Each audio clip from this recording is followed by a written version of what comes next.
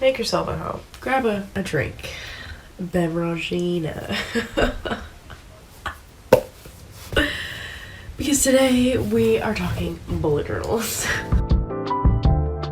Hey kids, Angelie here, and I am back with another video for you today. I am going to be introducing to you somebody very special, somebody new, my brand new bullet journal. I've been bullet journaling for about a year now, and the time has finally come where I've reached the end of my first bullet journal, which brings me to my new bullet journal. I have my old one right here. This guy has lasted me through early 2019 and not really late 2020, most of 2020, because I started bullet journaling and then I stopped and then I started again, and now here we are. This guy is full, which is why I have this guy. In case you're wondering the details, I used to use the classic Leuchtturm 1917 A5 dot grid notebook that pretty much everybody uses. Everybody's first bullet journal, I feel like, is the Leuchtturm, just because it's such a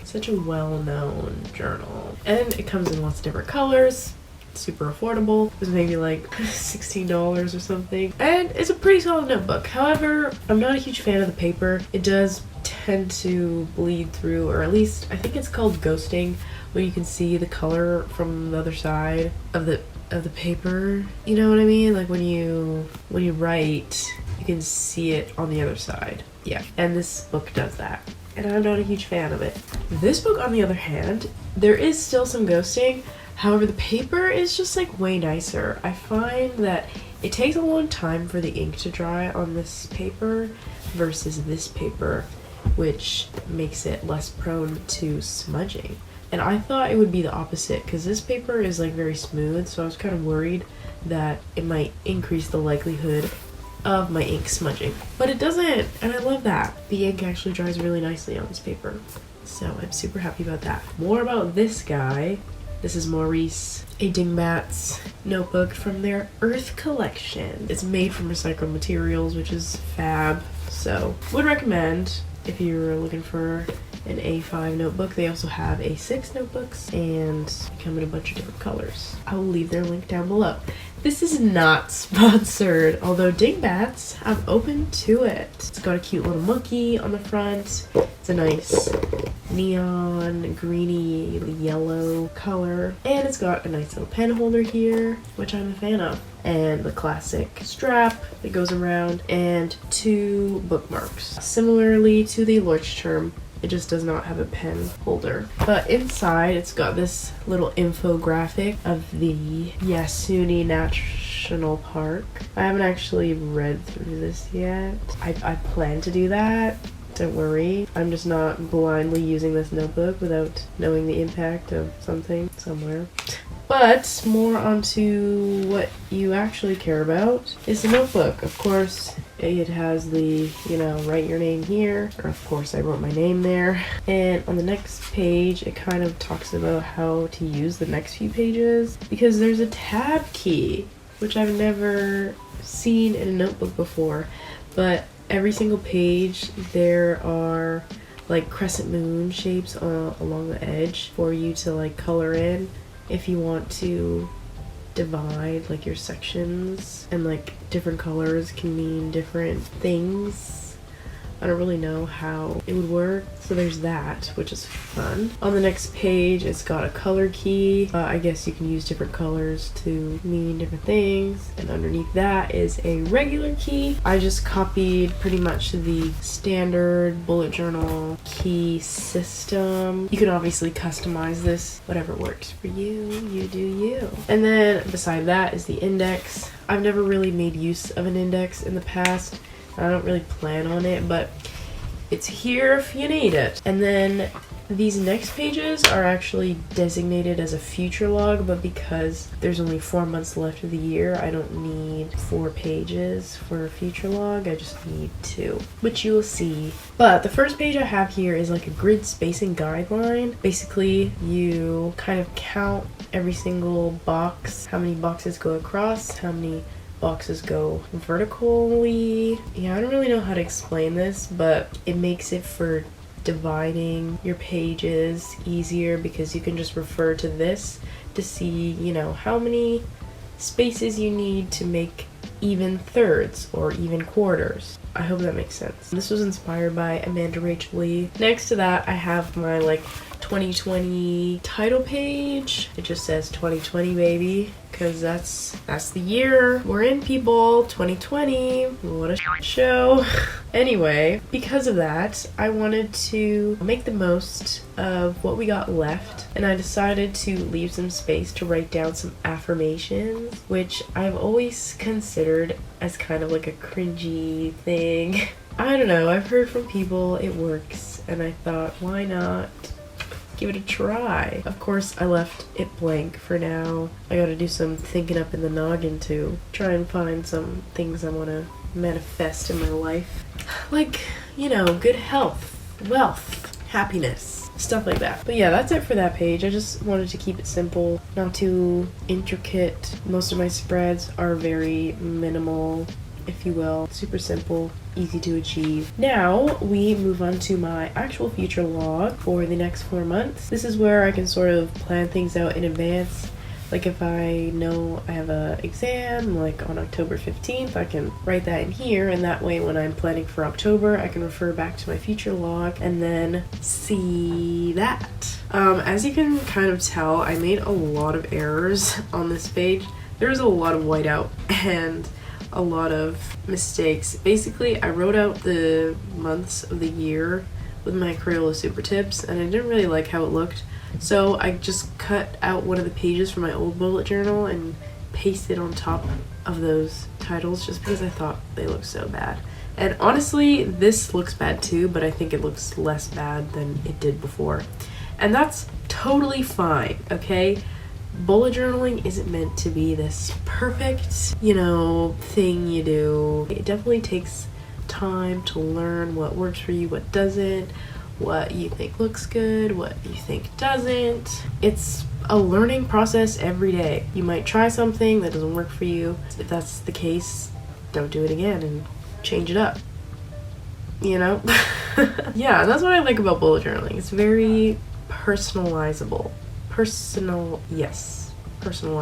Customizable. What the heck? My brain is very off today. Anyway, yeah, I just have the 4 months, 2 on each page. Pretty simple. Next up, we have my timetable. Now, honestly, I'm not a big fan of how this spread looks, but I'm not really down to redo it because that would take a lot of whiteout. Basically, this is what it says it is. I'm gonna put all of my courses in here, you know, when my work shifts typically are, just to kind of visualize what my week can look like. I can maybe arrange time for when I can film and edit and stuff, maybe. We'll see, but I left it blank because I don't really want to share my schedule on the internet. That's kind of weird, hey? Anyway, I have all 7 days of the week there, so yeah. And I put a little quote on there just because this spread was looking so empty, and I never put quotes in my bullet journal. I know those are like super classic things that people do. They dedicate entire pages to quotes, but I just think that's a waste of space. But whatever, you do you. I just wrote your potential is endless because it was like related to time, even though it's not endless. And because I wanted to fill the space even more, I put in a little key at the bottom. I also have not filled this in yet because I don't know exactly which colors I want to designate. That was really hard to say. I don't know which colors I want to designate to what. I have one color for work because that's not really going to change, but my like schedule isn't finalized yet either for my class schedule. I will be filling that in later. You get the idea. Down the side, I have the hours of the day from 9 to 11. It's pretty self-explanatory. Next is a reading tracker. And no, this is not recreational reading. This is readings for school because I have a tendency to fall behind on my readings. Pretty much every semester I'm like cramming right before an exam, which is never good. So I figured if I have a place where I can track all of my readings for every class, I can stay on top of it. This spread is not yet complete because, again, I don't know, like, my schedule's not finalized yet, so I don't know if I'm taking 4 or 3 classes. It will likely be 4. I don't know which ones exactly. Plus, I don't have any of the syllabi. What is the plural of syllabus? Syllabi? Syllabuses. Anyway, I don't have those yet. When I do, I'm gonna write down all the readings I have to do for each week, and then after I've done them, I can check them off. Basically, I'll have 1 column for each course and 12 rows, 1 row for each week, and then I'll put the readings for that week there. And I think it'll be helpful to have 1 page or like 1 spot where all my readings are, instead of having to refer back to every single syllabus for each class every week. I think this will be helpful, but we'll see. I've never done a spread like this in the past. Anyway, that's it for the intro, I guess, introductory spreads. Onto my September spreads. We start off with a classic calendar, 1 box for each day. Each box is 6 by 6. I got the days of the week going across the top from Monday to Sunday. Don't ask why, it just makes more sense that way. Why start the week on a Sunday if it's still the weekend? So I decided to start it on a Monday. Even though my calendars all start on a Sunday, I just like this better because it makes sense. Anyways, in each of like the little calendar boxes, I have my habit tracker. I've never done it like this, so we'll see how successful I am at, you know, filling it in each day. I really want to make an effort to incorporate bullet journaling more into like a routine, kind of, where I, at the end of every day, check if I actually did my habits, instead of forgetting I have a habit tracker, going back at the end of the week and like kind of guessing when I did each habit or when I didn't, because I tend to do that a lot and I'm not a fan of it. So I'm gonna try, okay? But I have 6 habits that I'm tracking. The H is for hydration, the Y is for YouTube, the W is for working out, the M is for morning, as in, did I wake up at a decent hour? Ideally 8. Maybe I should have put an 8. I will consider that next time. The R is for read, whether it be for fun or for school, either way. And the O is for outside, because your girl needs to get some O2 these days, because clearly I don't get enough. And then on the right hand side, I just have a little October thingy, just because, again, I don't know how to fill space in my bullet journal, so I just pretty much put unnecessary things. It works for me, and it's good to, I don't know, see what October looks like, or not. But whatever. Underneath that, I have a YouTube tracker. I'll put how many how many subscribers I have on the 1st, how many subscribers I have on the 30th, see how many I've gained. That's it for my month at a glance. Next, I have another spread that I've never tried before, and that is an expense tracker or budget tracker. I don't have like a set amount of money that I want to spend, just because I don't really know how much I'm going to be making. I just have a little pie chart up here of what I ideally would like to spend like my month's earnings on, like groceries, clothes, and then I have entertainment and just like a random other section. And then my plan is, whenever I make a purchase, I'll write it down just so I can be more, you know, mindful of my spending, because I feel like a lot of it is invisible since it's like in my bank account, and I don't really see my bank account. You know, I only check it when I pay my credit card bill, which sometimes comes as a shock. But I feel like if I am checking it often, I can be more mindful of where I'm spending my money and hopefully be more conscious of it. And then I'll write down when I spent it, where I spent it, and how much I spent. And then at the bottom, I can calculate the total of how much I spent for that month and do some reflection on that. So, and that brings us to our very last spread, my first weekly spread for the month of September. It's very simple. Like I said, I like to keep my spreads very minimal, very simple, easy to execute. I could try to incorporate some doodles if I ever get bored. It's not like I'm against doodles, it's just I'm lazy and don't feel like it. This works for me, okay?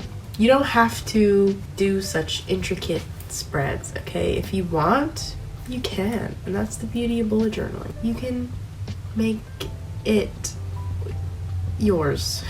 And obviously it's fine to take inspiration from other people because you gotta start somewhere. But once you start getting the hang of it, realizing what works and what doesn't work, you can change and modify your spreads to suit you. And I think that's really great. And that's why I prefer a bullet journal to a planner, because I can use it as a planner and I can also use it as like a habit tracker, for instance. Anyway, I got 170 more pages left to fill in here. And I cannot wait. Maurice and I are gonna have a blast for the next little while. I really do love this journal and I love the color. That's pretty much all I got for you today. I hope you guys enjoyed this video and let me know if you want more bullet journal videos. Oh, I also forgot to mention that this bullet journal has a pocket at the back for whatever you want.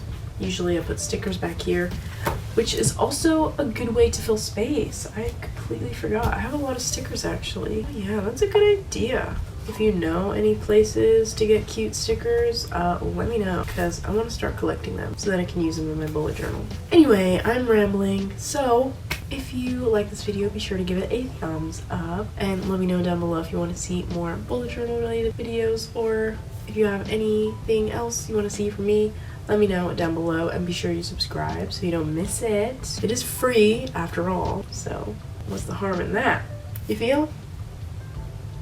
So do it. See you in my next video. Bye.